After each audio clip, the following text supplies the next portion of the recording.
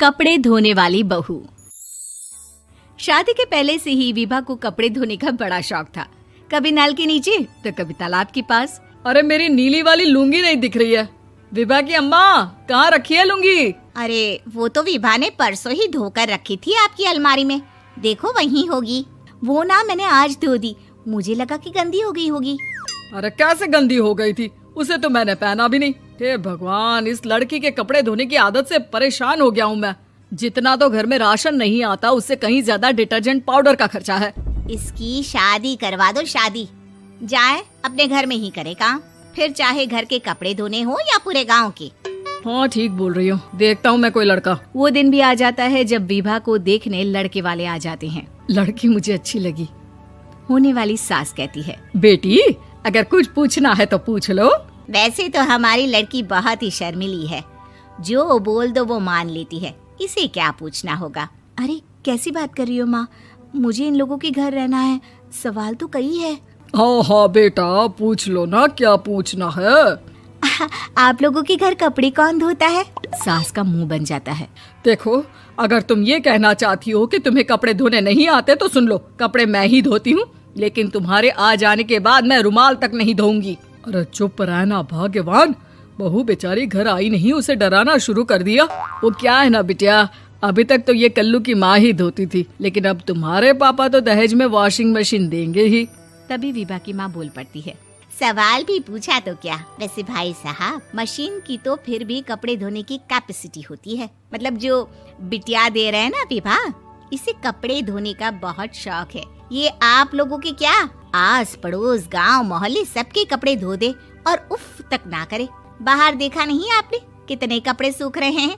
सब हमारी बिटिया ने ही तो धोए हैं। बस भी करो ना माँ, शर्म आ रही इतनी तारीफ सुनकर। और तो और एक दाग निकाल कर दिखाओ तो मान जाऊं। हाँ अच्छा, माफ करना बेटा, मैंने गलत समझा।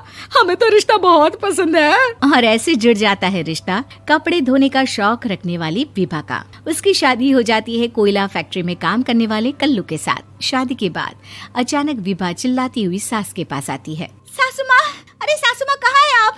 ये तो धोखा है, धोखा दिया आप लोगों ने मुझे। इसे ससुर के चक्कर के बारे में पता चल गया। अरे तो उसमें तुझे क्यों धोखा मिला है? अरे नल में पानी नहीं आता, कपड़े कैसे कब धुलेंगे? अच्छा, तू पानी नहीं आ रहा उसकी बात कर रही है। तो आपने क्या सोचा? कुछ नहीं।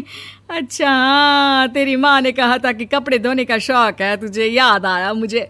शौक बोलकर कपड़े धोने वाले मेरे जुनून को कम ना आके सासू माँ, कपड़ा धोना मेरा गुरूर है। तभी पति भी वहाँ आ जाता है। अभी मैंने इसे सनी देओल की फिल्म दिखाई है, उसी के डायलॉग मार रही है माँ। अच्छा सुन, साफ साफ बता रही हूँ, पानी सुबह 4 से 6 और शाम को 10 से 12 आता है, समझी? विभा टाइमिंग सुनकर हैरान हो जाती है। ये क्या भूतों का मोहल्ला है? सुबह 4 बजे उठकर कौन कपड़े धोता है? 4 बजे टंकी में पानी जाता है, फिर सारा दिन धोना ना, किसने मना किया? अरे कैसी बात कर रही हैं? 200 लीटर की टंकी में कितने कपड़े धो लूंगी मैं? सुबह ही उठ जाऊंगी मैं। अब क्या था, विभा सुबह 4 से लेकर रात के 12 बजे तक कपड़े ही धोती रहती। एक रोज सास पड़ोस से निकलकर कहीं जा रही होती है कि साथ वाली कहती है, हाँ कल्लू की माँ, जरा ये बताओ कि 2 साड़ी है, 2 ब्लाउज और एक पेटीकोट और एक नाड़े वाला लंबा कच्छा। हाँ तो? अरे तो क्या, कितना लोगी धुलाई ये बताओ। धोबन दिख रहे हैं हम क्या? हमारे पति सरकारी नौकरी से अभी रिटायर हुए हैं और बेटा सुपरवाइजर है कोयला फैक्ट्री में। धोबन समझ रखा है हमें? हाय रे कल्लू की अम्मा, माफ कर दो, वो तो मोहल्ले में यही सब बता रहे थे कि तुमने बहू को कपड़ा धुलवाने के काम में लगा दिया है। सास को पड़ोसन की बात सुनकर गुस्सा आ जाता है। वो घर पहुंचती है जहां घर के बाहर ही इतने सारे कपड़े सूख रहे होते हैं जितने कि किसी धोबन के घर पर। अरे ओ कल्लू की दुल्हन, बाहर निकल।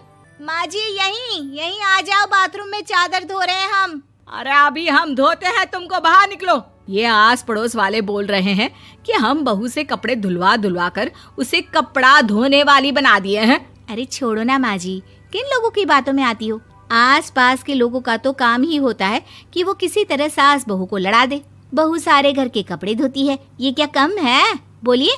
सास को भी लग जाता है कि वो बहू का ये सनकीपन नहीं छुड़वा सकती, इससे अच्छा है कि खुद ही चुप हो जाए।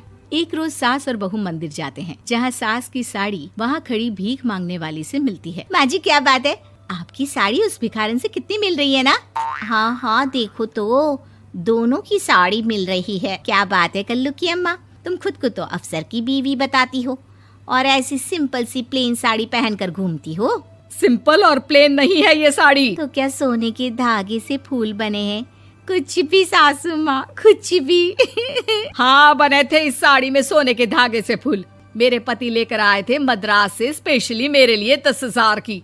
ताहे भाई साहब इस भिखारन के लिए भी सेम टू सेम साड़ी लेकर आए होंगे 10,000 की।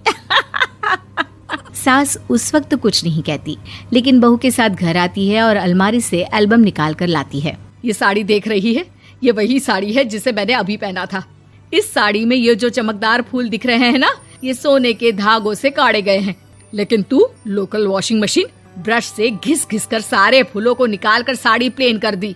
मुझे माफ कर दीजिए सासू माँ। और तो और, जब मैंने तुझे तेरी गलती के लिए कुछ नहीं कहा, लेकिन तूने तो सबके सामने मेरा मजाक ही बना दिया। क्यों? बहू को समझ में आ जाता है कि अब से उसका कपड़े धोना बंद।